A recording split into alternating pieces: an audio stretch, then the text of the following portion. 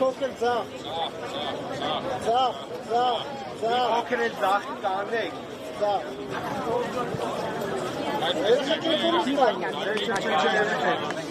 Զվա։ Հետ կանգնեք, եկեք առաջ էլի։ Եկեք առաջ էլի, Վարոն Զուրաբյան։ Զվա ջան, հետ կանգնեք։ Դե չեղավ, երեխեք սեր։ Ոկլաստեք, հա։ Ուրեմն արգելի նրաջողներ, արգելի հայրենակիցներ, քիչ առաջ մենք մասնակցեցինք տնչական գործողություններին, ուրեմն Միքայել Բազանի իրական հետապնդում հարուցելու մասին որոշումը ներկայացվեց դատախազի կողմից կայացված, որով նա մեղադրվում էր իրական օրենսգրքի 422 հոդվածի 2-րդ մասով, դրա մասին արդեն հրապարակային դաշտում առկա էր։ Ուրեմն այս պահին մենք մեղադրանքի բնույթի մասին շատ բաներ չենք ուզում ասել պաշտպանական նկատառումներից ելնելով, քանի որ Սրբազանը ներկայացվելու է դատարան, նախնական տեղեկություններով հավանի նստավայրում է լինելու, բայց լրացուցիչ երբ իմանանք կհայտարարենք։ Ուրեմն ձերբակալման պահից 24 ժամվա ընթացքում դատարանը պետք է որոշում կայացվի։ Հետևաբար մոտակա ժամերի ընթացքում դա լինելու է։ Մենք անպայման կտեղեկացնենք, այսինքն հրապարակային տեղեկացնենք։ Այո, կալանքի հարցն է քննարկվում։ Դուք լավ տեսաք, որ սա աննախադեպ միջամտություններ, ինչպես ոստիկանների եւ ԱՕՑ ծառայողների կողմից, երբ որ մայրաքորի տարածք ներխուժեցին, դրանք գումարած այս ընթացքում էլ վստահ եմ, որ ինքներդ էլ համացանցից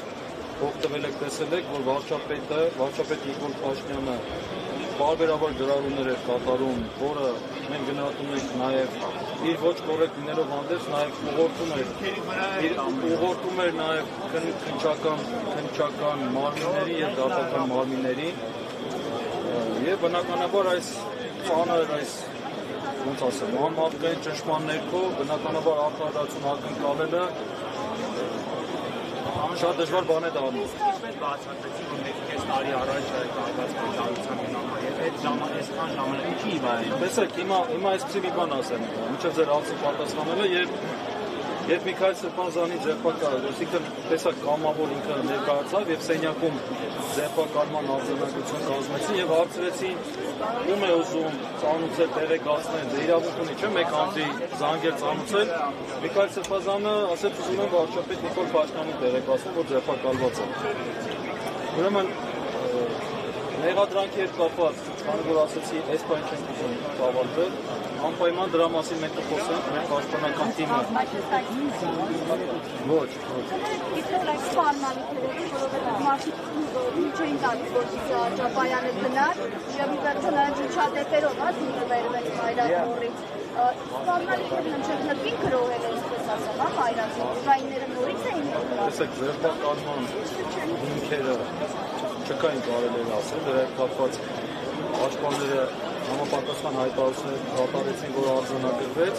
Բնական է չկար, ավելին Միքայել Սրբազանը ոչ լուսապել է, ոչ էլ հանցագործություն է կատարել, կամ դա կրկին կատարելու վտանգը չկար։ Ամբողջ գործընթացը անդրում է։ Ձերբակալման ժամանակ ֆիքսվել է դարձել ընկեր վտանգ 6 Այսինքն այս բանը որոշում կազմել։ Իրեն պետք է որ քիչ է դառնում։ Մենք հիմա գնում ենք մեր մարտավարությունը, մեր աշխատանքը կատարենք, այնուհետև գնալու ենք դատարան։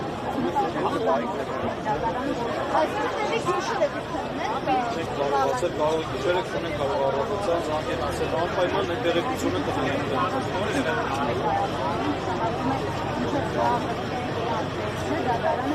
Դե կարող առավոտյան անպայման Facebook-յան էջը կվերադառնանք։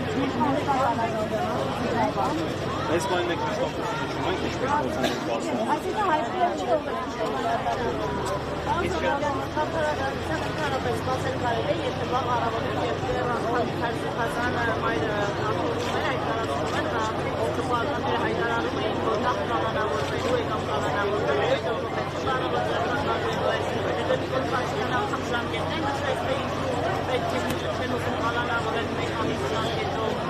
պատճառներ, որոնք սեզիստոսանը երջել մեջմերի, բայց պատճառներն են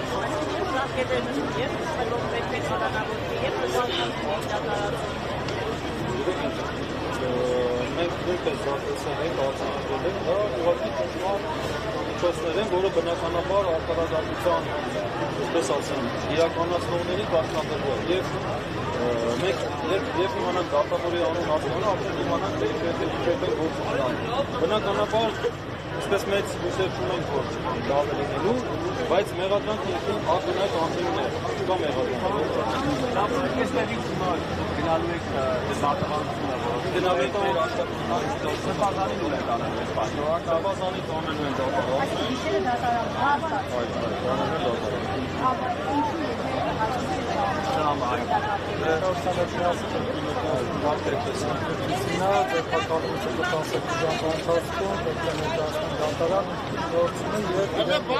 Այսինքն զպովոյում չի մնալու, այլ մնալու է գիշերելու է դատարանը։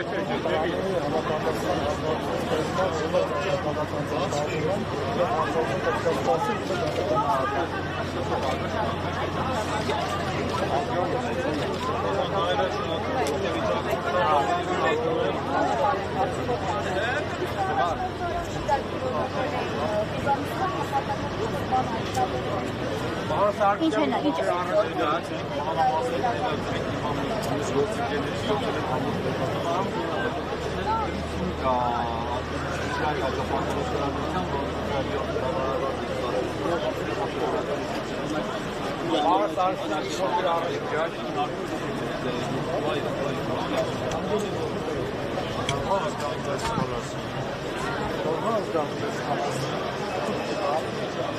Քիչ առաջ քննչական կոմիտեում հավաքվել է Միքայել Սրբազանի քննությունը այն